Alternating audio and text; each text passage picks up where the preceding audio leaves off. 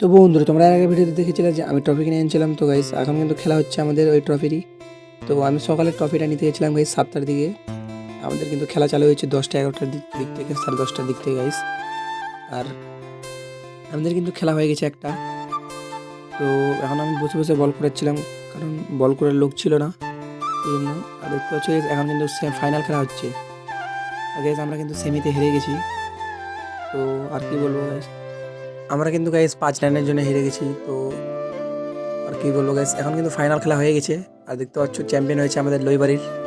তো ওদের এখন মেডেল পড়ানো হচ্ছে গাইস, আমি মেডেল পড়াচ্ছি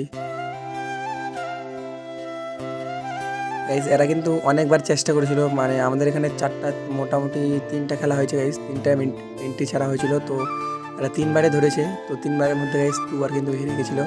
চেষ্টা ভালো করছিল গাইস, খেলছিল ভালো, কিন্তু একটুকের জন্য হেরে যেত। তো এইবারে কিন্তু এরা কিন্তু চ্যাম্পিয়ন হয়ে গেছে গাইস, দেখতে পাচ্ছ। তো আমাদের চ্যাম্পিয়নের ছিল হচ্ছে 20 কিলো পোলট্রি আর গাইস একটা ট্রফি। তো একটা টিম কমেছিল, সেই জন্য গাইস কিন্তু একটু পোলট্রিটাও কমেছিল। আর সেকেন্ড ছিল হচ্ছে 15 কিলো পোলট্রি আর ট্রফি, তো গাইস আর মেডেল।